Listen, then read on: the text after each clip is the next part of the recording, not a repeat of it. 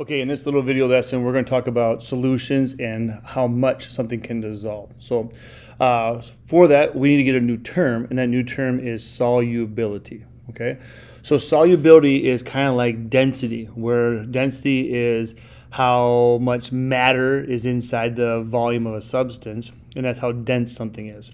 So how soluble something is basically how much, or the limit to how much we can dissolve into a solution. Okay, so you can't infinitely put solute into a solvent. There's a limit to that, or how much you can actually put there. Okay, it's a number, like a density. Okay, so you can actually look up the solubility of things. So for example, salt's solubility is about 35 grams for whatever 100 grams of water. So if you have 100 grams of water, or basically about 100 milliliters of water, okay, you could put 35 grams of salt into that water and it would all dissolve. If you put 36 grams or 37 grams, the first 35 would dissolve and the last 2 grams would not dissolve. They would just sit on the bottom of the container undissolved. Okay, so when you are making up solutions, let's say like you're making up Kool-Aid, okay, the instructions give you the proper amounts to put in. And if you choose to say that, you know what, my Kool-Aid's not sugary enough, I'm going to add more sugar in, you can do that, but if you have sugar sitting on the bottom of your container that has your sugar in it, that sugar isn't in the Kool-Aid. It's just sitting on the bottom as a solid. So this is only the stuff that dissolves and actually goes into the liquid in the solution. Okay. So keep in mind that we look at this, we still have our solvent particles here, and we have our solutes. So there's a carrying capacity or amount of these orange solutes that can fit inside of any type of solution. Okay. Now, looking at that, we have some terms we use to identify whether or not you've used up all your solubility. So those terms are based off of saturation, okay? You may have heard of something being saturated. You may have heard of like saturated fats or unsaturated fats. Kind of the same idea, okay? So unsaturated, that un prefix tells us not all the way, right? Or not as much, okay? So unsaturated is not yet hit the solubility point. It means more can dissolve, okay? Let's go back to my salt example. If we put in 10 grams of salt in 100 milliliters of water, that would be unsaturated because we could dissolve more. If you are saturated, that means you've hit the maximum amount or you've hit the solubility of that substance, okay? So for salt, again, that would be 35 grams for every 100 milliliters of water. So that would be the saturation point, or you would be saturated at that point. Okay, it's the same way we talk about, like, let's say a sponge gets saturated or the ground gets saturated with rainwater. Once the ground is saturated, it can't hold any more rainwater, so then it starts to run off into the rivers and the lakes and that kind of stuff. Okay, so the term saturated just means that you're full. It's all you have. Okay, now there is a special case called supersaturated. So for supersaturation, what happens is there's a technique you can use where you can force more than the normal amount to dissolve than you normally should, okay? It's kind of a unique thing, but it does exist. So it's worth mentioning, at least in our notes here, that you can force things to go above the maximum in very specific cases, okay? And we call that being supersaturated at that point, okay? Now, this leads us down this idea of concentration. So with concentration, that is starting to give you some more terms that mean very similar things to saturation, okay? The concentration is the relationship between the amount of solute dissolved and the amount of solvent that absorbs it, okay? So as you get more solute in your solution, you become more concentrated, okay?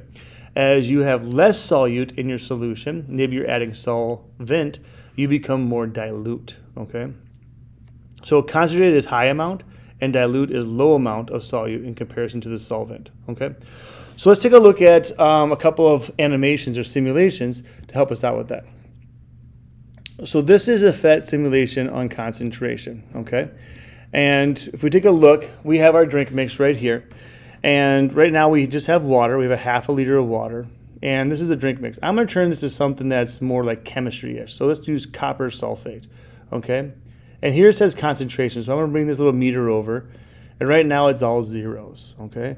So if I take some copper sulfate and I shake it into the water, okay? First thing we notice is it turns a blue color because copper sulfate is blue. So if I reset that and I shake just a little bit in, oh, we went to drink mix, sorry. If I just shake a little bit in, it turns a little blue. If I shake a little bit more in, it gets darker blue. If I shake a little bit more in, it gets even darker. So in terms of color, when you're looking at a solution, if your solute creates color, it'll get darker and darker and darker the more concentrated something is. Okay?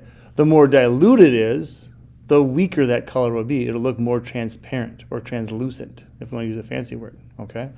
But as I continue to shake, notice how this number keeps going up because I keep adding more and more solute. So this is my solute, my solid. I add more of that in. Ooh, now we've saturated. Okay? So I put some too much copper sulfate in and I've saturated it. Notice on the bottom that those crystals are now sitting here. So they did not dissolve. My blue color did not get darker. It's just saturated. My concentration at 1.380 moles per liter did not change. I can add more in, but notice as I add more in, nothing changes besides more crystals sitting on the bottom of my container. Okay? It's still saturated. The concentration no longer will change because I can't put any more solute in the solution. Everything I add from this point on just sits on the bottom. Okay? Now, if I wanted to make some changes to this, let's kind of go back and let's just get it just to the saturation point. So I'll shake a bunch in, a little bit more, a little more. Okay, now we're saturated. See how we have a few little things down here? So let's say I don't want to have anything sitting down here, and I can't add more copper sulfate. So what I can do is I can add a little water. So I add a little water in.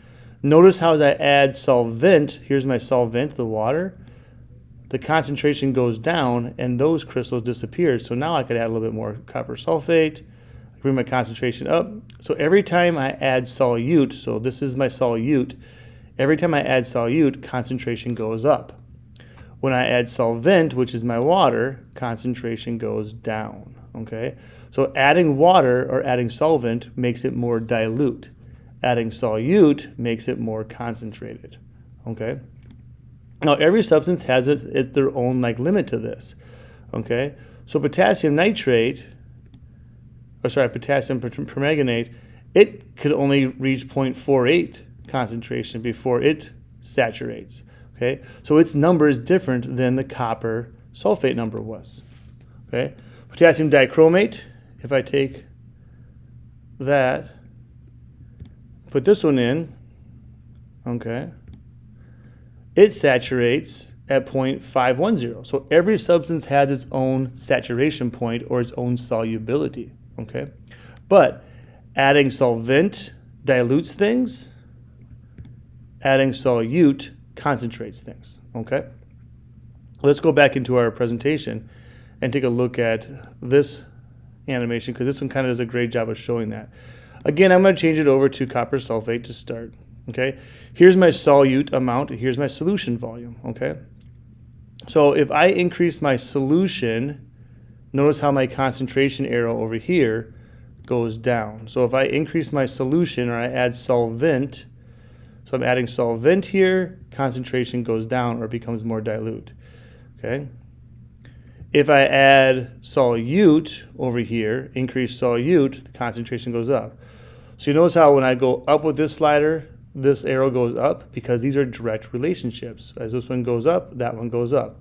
As this one goes up, it goes down. So adding solvent is an inverse relationship. Adding solute is a direct relationship. Okay. Here I take the solute away, and notice how now I have no solute. It's just water.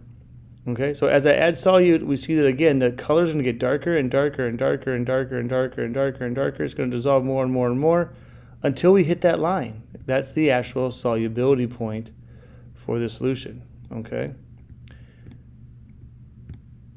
So when I hit that point right there, I'm now saturated. So any other more solute I put in, these little dots, will not dissolve. Okay. See how they just kind of collect at the bottom instead. So that concentration locks or maximizes here when it is saturated. Okay? So take home from this is adding solute concentrates things, adding solvent dilutes things. Okay? So if we go back to our notes on this, okay, looking at this idea of concentration, all right, you might want to add in here concentrated high amount of solute comparison to solvent, and then maybe add a line, adding solute increases concentration, okay? And down here, for dilute, adding solvent decreases concentration or dilutes it. So, recap for our whole slides here. Solubility is our limit. It is a number. We can use terms like unsaturated and saturated to describe if we've hit this limit. And if we want to change that amount of solute in solvent, we can make things more concentrated by adding solute, and we can make things more dilute by adding solvent to this. Okay? Thank you for your time.